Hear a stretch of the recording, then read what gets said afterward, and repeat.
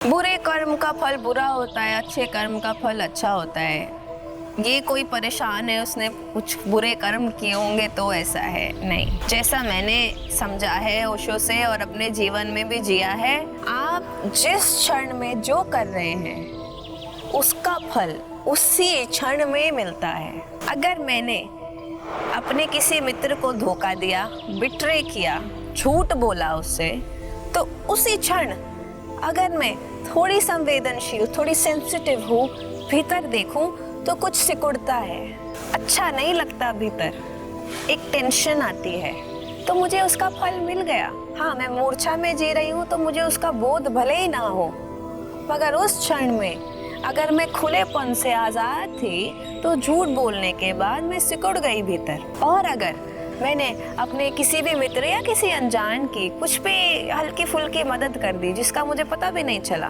उसे कुछ चाहिए था ला दिया, या वो कुछ स्ट्रगल में थे तो उन्हें एक हाथ दे दिया, कंधा दे दिया रोने को, तो मेरे भीतर क्या होता है, मैं फैलती हूँ, आई एक्सपैंड, रिलैक्स्ड होती हूँ, एक भीतर खुशी, अच्छा, एक संतुष्टि अनुभव होती है। तो उसी कर्म का फल उसी क्षण में मुझे मिल गया।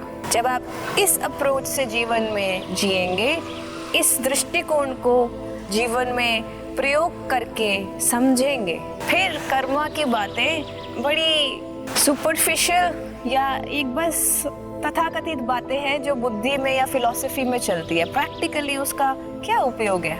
लेकिन अगर आप होश रखेंगे भीतर कि हाँ, ये कर्म से मुझे ये महसूस हुआ, इस कर्म से ये हुआ, तो अपने आप उस बोध से वो सब गलत चीज़ें जो आपको दुखी करती हैं अपने आप विदा हो जाएंगी।